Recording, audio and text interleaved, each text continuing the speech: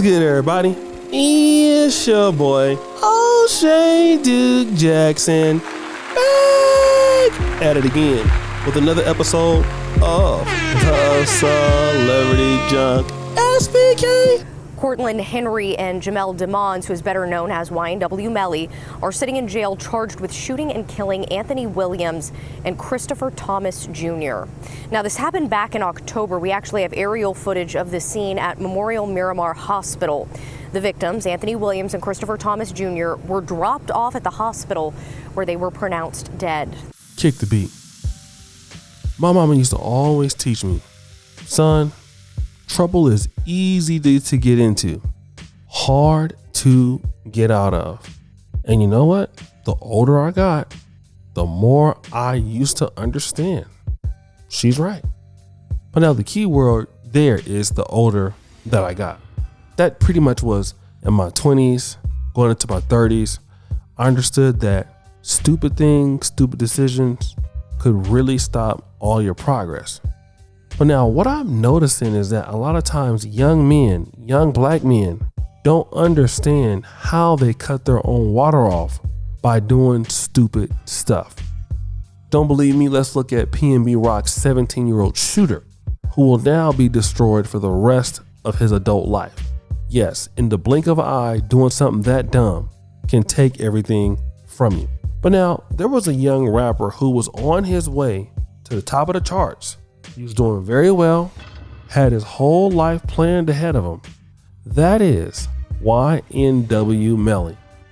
I mean, this guy was on his way.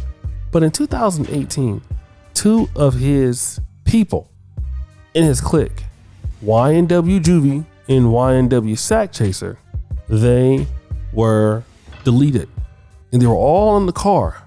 At first, YNW Melly said that it was a shooting and all of them were affected, but it turned out that YNW Melly was believed to be the trigger man of the double homicide.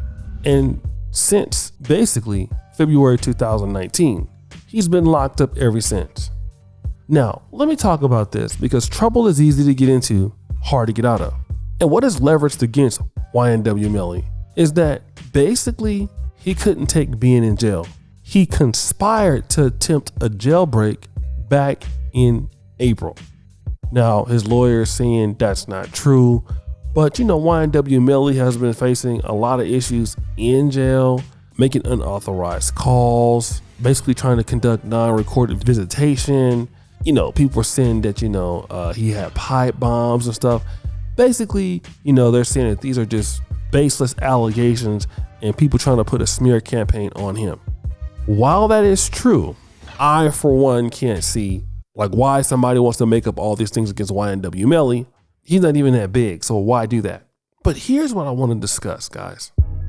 The question is this: YNW Melly, how did you get here?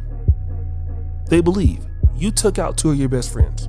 How they were shot, you didn't look at the evidence. You didn't look at how they were going to look at how it was going to go down. You know what I'm saying? The angles you're talking about, your story doesn't match up. And see, the thing about it is this: you did the crime, but you can't do the time. So now you want to go out there and do what all the other Pookie Ray Rays and do and cry about it, and say that, these are false charges. I don't know why. And then basically, if you get out, all you're going to do is make a song about how you beat a double homicide of your two buddies.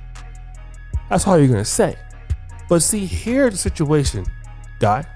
If you really was not that much of a gangster, then guess what? You shouldn't be in jail in the first place. And see, that's called making a conscious decision. And I really wish a lot of black men would just do that. There's so many black men out there that's trying to be tough, that's trying to be hard. And for most guys, prison ain't for you. There are some people that can thrive in that environment, and that's why they there. And they love it there. But most dudes ain't built for that. You know what I'm saying? You're not no shooter. You think you are until you get someplace where, you know what I mean? You can't get no visitation rights. You can't do what you want to do. You can't progress in your career because you done already made a mistake, but you don't want to pay back for what you stole, allegedly stealing somebody's life. So now you got to go ahead and pay back.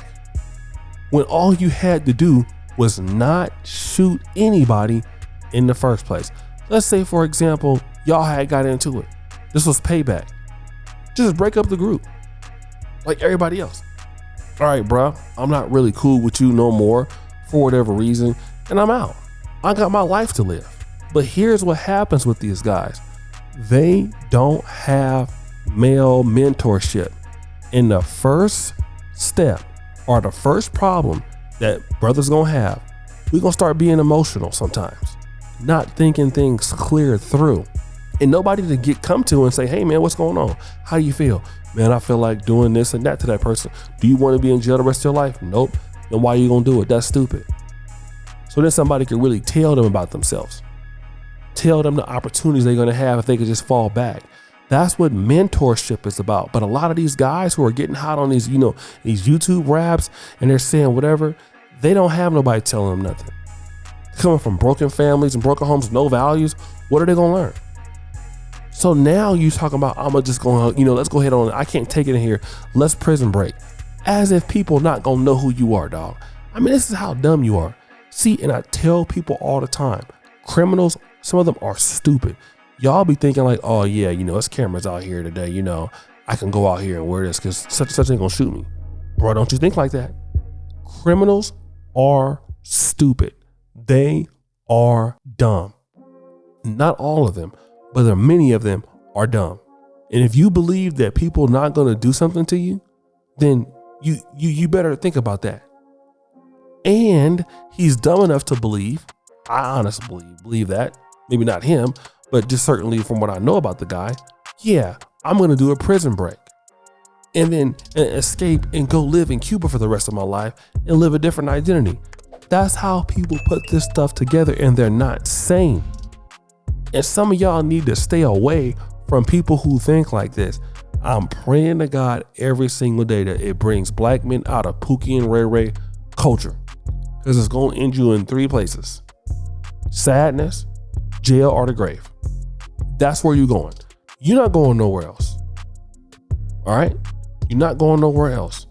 And if you can't do that time, a life sentence, 30 years, 40 years in an extreme environment, and you like being outside, you like girls, women, what I'm talking about, dating, you like going to restaurants, stuff like that, here's what you need to do. Do your best to stay out of jail. Because ain't no great restaurants in jail. Ain't no passport bros in jail.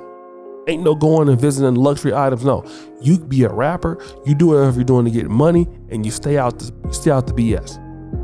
Which a lot of young brothers can't do right now.